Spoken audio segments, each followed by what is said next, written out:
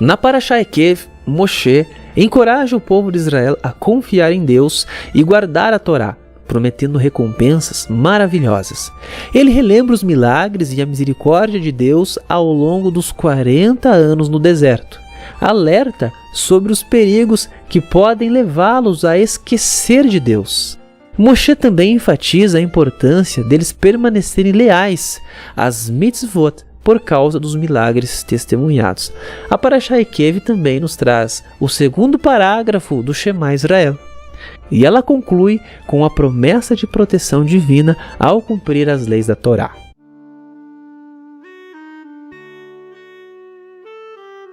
Então, reforçando por que a Torá usa o termo Ekev, que também significa calcanhar, de acordo com Rashi, se nós cuidarmos dos mandamentos menores, aqueles que as pessoas tendem a pisar com os seus calcanhares, então Deus manterá sua promessa sobre nós. Mas o Midrash também responde essa pergunta. E para isso, ele cita Davi. E ele nos ensina. Davi disse, mestre do universo, eu não temo os preceitos importantes da Torá, porque é óbvio que eles são importantes. Eu temo os preceitos menores, porque talvez eu seja leniente com eles, por eles serem menores. E o Senhor disse, cuide de um preceito menor da mesma forma que de um mais importante.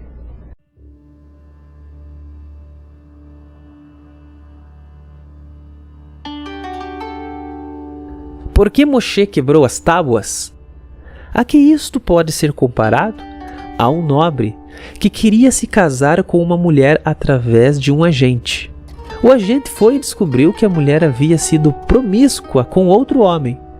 O que o agente, que era totalmente inocente, fez? Ele pegou o documento de casamento que lhe fora dado pelo nobre e rasgou-o.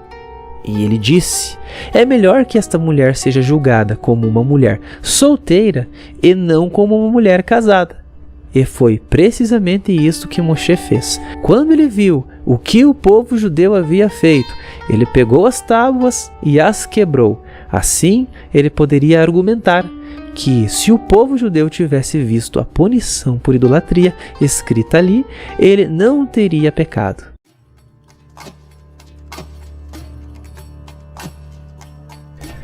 Venha e veja, do aspecto daquela donzela, vêm muitos que denunciam Israel e os acusam, e o santo bendito seja ele, guarda Israel como um pai que deseja proteger o seu filho de todo dano.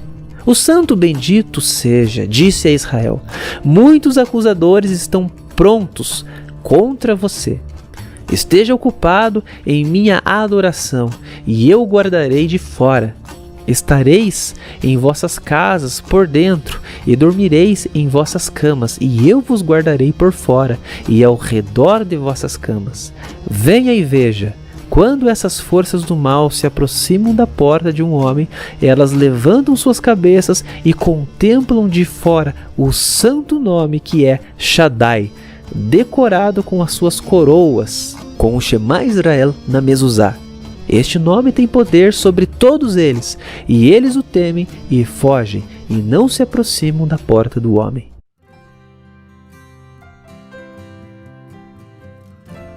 Do que temos nos alimentado, a Parashá Ekev traz a famosa declaração de que nem só de pão viverá o homem. E esse verso da Torá foi popularizado por Yeshua quando ele foi tentado por Satanás no deserto. Sabemos então que o princípio atrelado a este verso diz respeito à providência divina, que não se limita às necessidades materiais, mas principalmente ao sustento espiritual. E este fundamento nos leva a um raciocínio interessante.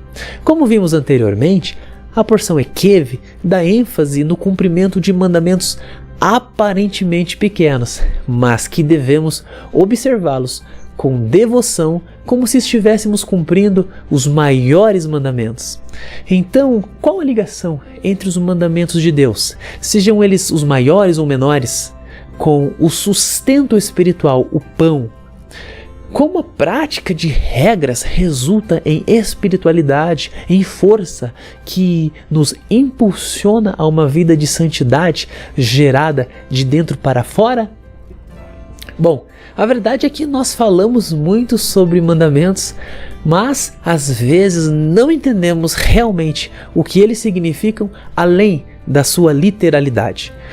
Às vezes focamos tanto em regras práticas e metodologias que acabamos perdendo ou nunca compreendendo o princípio por trás dos mandamentos de Deus. E isso pode acabar gerando em nós uma leniência para com a Torá do Eterno.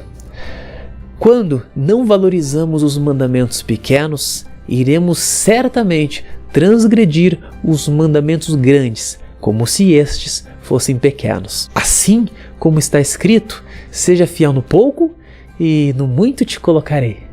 Bom, essa diferenciação entre pouco e muito, pequeno e grande, nada mais é do que a nossa capacidade de percepção e sensibilidade à presença de Deus.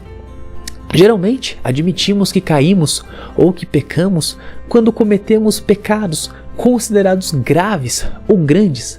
Mas se formos avaliar a fundo, a nossa queda já havia ocorrido muito antes, quando fomos fazendo pequenas concessões com relacionamentos que desagradam a Deus, absorvendo de várias maneiras conteúdos sutis, mas que são totalmente contra os princípios de Deus. Mas afinal, que mal tem? Todo mundo está fazendo, não tem nada a ver. E assim vamos cedendo em pequenas coisas que de pequenas não tem nada. E, por fim, acabamos misturando o santo com o profano até morrermos espiritualmente. O pior de tudo isso é que muitas vezes continuamos religiosos, praticamos as regras, as metodologias, iludindo a nós mesmos com uma falsa espiritualidade, com uma falsa santidade.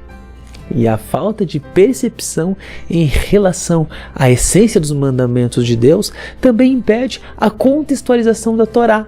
Não está escrito que não devemos ouvir músicas mundanas, séries com palavrões, filmes com cenas de imoralidade, conteúdo ideológico tendencioso. Se não está escrito, então está liberado.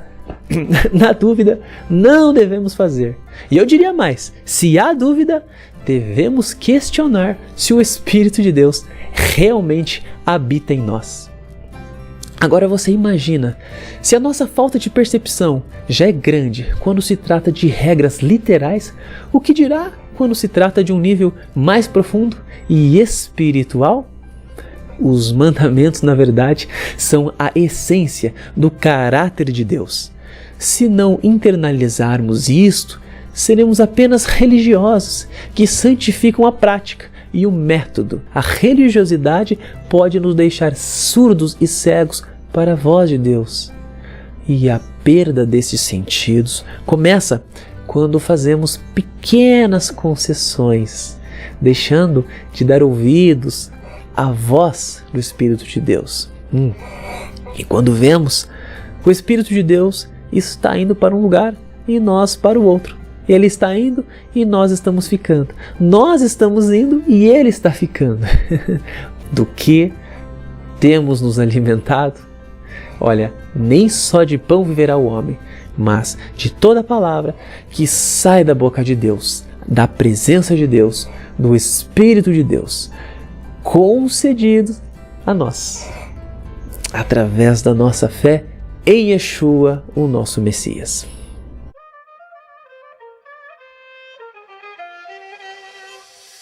E chegando ao final de mais um vídeo, estou deixando na tela o resumo das leis contidas na Parashá Ekev.